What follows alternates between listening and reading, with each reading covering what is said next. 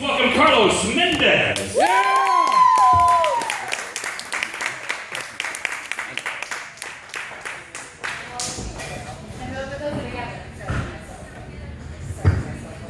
Thank you.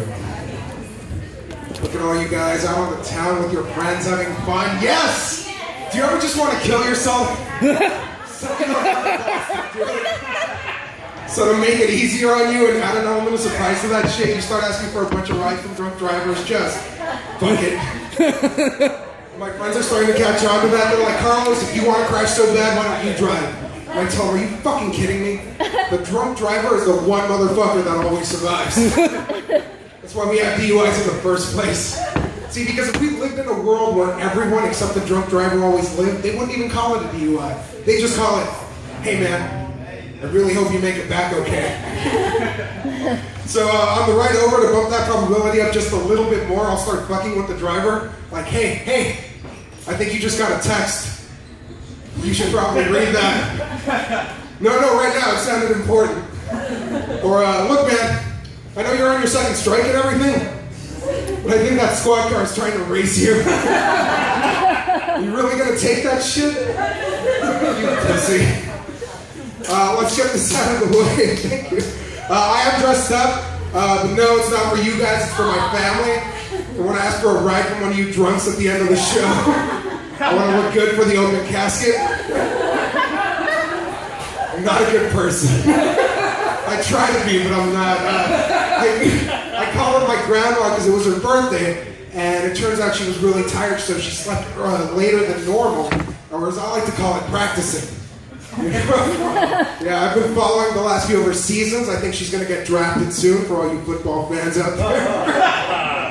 It is sad, though. It is sad. It's getting to the point where my family and I started talking about how maybe it's time to put her in one of those places you put old people. What do you call it? Casket. Casket. I'm just kidding, you guys. I'm kidding. She's already dead. I want to tell you all my favorite quote to live by. It's by the existentialist Kierkegaard, great thinker, and it goes like this. Weigh yourself before and after taking a dump. And if that number's ever the same, you'll know your shit is meaningless. Thank you. I do want to start a dating website exclusively for Amish people. Exclusively for Amish people. And call it rumspringallupinthatAss.com. Yeah. You can get some once a year or something. Yeah, the thing is, I'm a selfish lover because I don't share my porn with anyone. Yeah. I also think that pussy's a lot like a favorite TV show. When it's fresh and new to you, you love it. You want it to be renewed next season. And after a couple of years, it starts to get old and predictable. You think, sure, I don't want it to get canceled. I've already invested so much time into this. But at least add a new cast member or something, you know? I don't know if you can tell from that last year, but yeah, I am single. Speaking of, they say that desperation is the worst quality that a woman can ever see in a man. But I say, why won't you love me? So a little bit about myself. When I was young, I was still learning, and I used to take everything literally. And my teachers used to tell me to dream big. Now look at me. Those fucking assholes. I have been trying to eat better though, reduce my salt intake to lower some of that water weight. I started thinking recently that maybe I should start cutting myself for the first time in my life. Get rid of some of that pesky blood weight, you know? Always adds a few pounds. I knew my life was going in the wrong direction one day after ordering a burger. I said, hey, you used to work at a Carl's Jr. across town. Oh shit, I need to change my lifestyle. It's a problem though. Food addiction's real. I remember going to Vegas, and when you go to Vegas, you get excited for the gambling, right? The drinking. Exactly. That's what I was excited for, the buffets. We checked in with my family, and the front desk clerk was like, do you want a wake-up call? I said, yeah, tell me to stop fucking eating, man. Help me out. I have been trying to go to the gym though, lose some weight. The people that know me, they're like, Carlos, that's great. You're doing something positive for yourself. Keep it up. I don't want to break it to them that no, it isn't positive. I just want there to be less of myself, you know, for me to hate. But it is a confidence boost going to convenience stores nowadays. I'll walk through the door here like, dun, dun, dun, dun. There's no third one? Progress. Look, guys, I know that gay marriage is a really divisive issue in this country, but what if you're not sure if you believe in gay marriage or not? Does that make you a fagnostic? That joke's too controversial. I don't want to press that many buttons, so instead, I'm just going to compare black people and Mexicans. I think it's really funny the way that black people are always like, run, run, it's the police. And Mexicans are like, corre, corre, es la policía. So different, you guys. Just different cultures. Or the way that black people always get big blocks of government cheese. And Mexicans always get big blocks of government cheese with a fucking jalapeno on top. By the way, though, I do think it's completely unfair that minorities get advantages with things like affirmative action, while white people have to scrape by with things like inheritance, medical insurance. God, I hate white people. By white people, I mean Jews and Asians.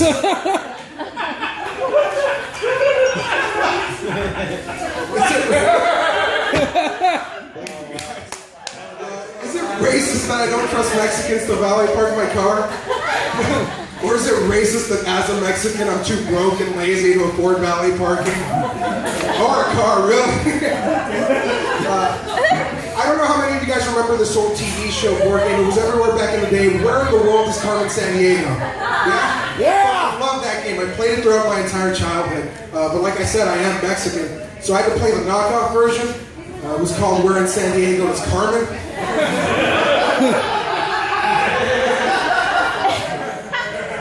Wait. To be honest with you guys, my mom's name was Carmen. I never actually found her. Don't say, man, these are jokes. None of this is real. Like the Easter Bunny. Or love. It's funny because it's true. You always hear stories of comics having bad parenting when they're growing up. That need for validation drives them to the stage later in life. That's not the case with me. My parents were always supportive. In fact, my dad always told me, Carlos, you can be whatever you like, as long as it makes you happy. I think he's starting to regret that now. Ever since I started doing comedy. Haven't heard it in a few years. Here's the thing though, I might have misinterpreted that statement, thinking it's about career choices, because my family also thinks I'm gay. If that's true, I'm looking at the wrong kind of porn. My parents always ask me, Carlos, how come you don't have a girlfriend? And I tell them, well, that's easy. It's because I look like shit. My personality reflects that. I'm a pessimistic asshole who always use the negative side of things. To top it all off, I'm broke. So what the fuck am I supposed to do, huh? Take a girl out to the 99-cent store? Hit on homeless girls with promises of running water? Warm nights with my body fat?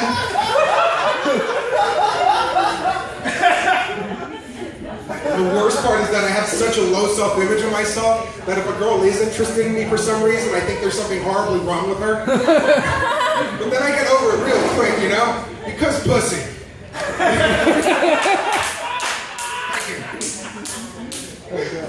Like this one time, I was in my room with a girl, and it was one of those situations where the sexual tension's just building up. And no matter what, you're gonna go at it. Like there could be a news crew and they're doing a live report, you're still gonna screw each other. So we do. And after we finish and after we clean up, I go downstairs where my parents are watching TV. I said nothing was gonna stop you. And I grab a glass of water and without breaking eye contact, I say, pretty fucking gay, huh? It's fucked up, I know. Taught them a lesson, though. I had to prove them wrong. I was dating this girl for almost 2 years. And to be honest with you guys, I wasn't going to jump into marriage anytime soon because I'm not into jumping of any kind, really. But I knew exactly where and how this girl was going to be proposed to. And apparently so did she.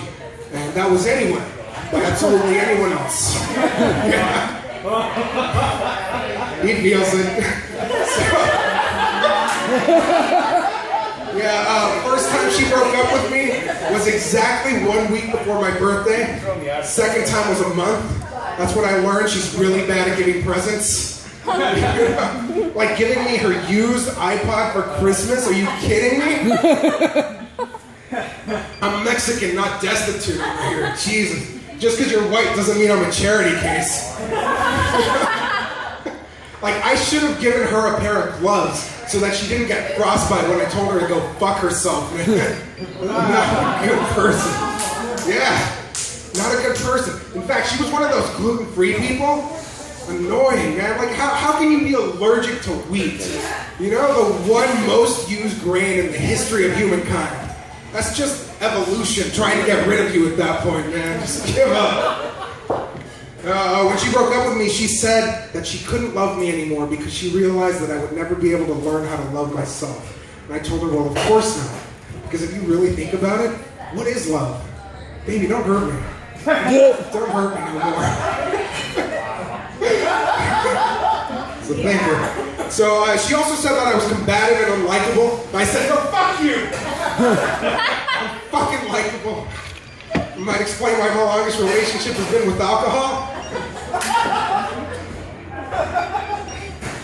I got home late the other day and I didn't realize that it was family game night. And I love family game night.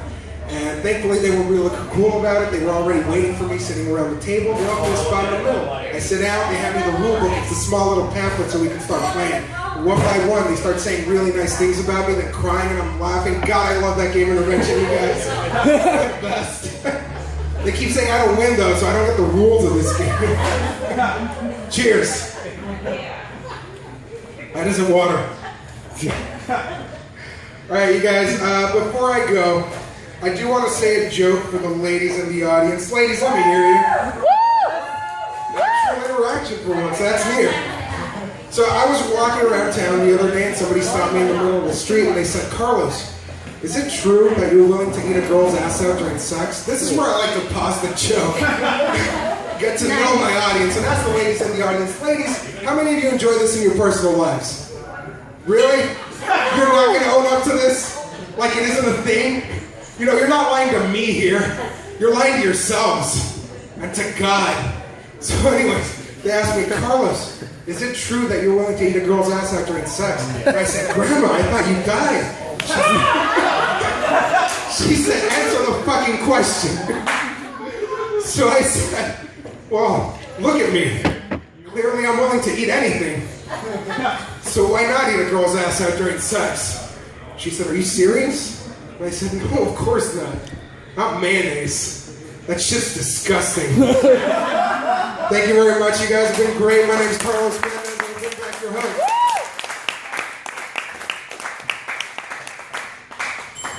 Guys, one more time. Keep it going for Carlos. Yeah.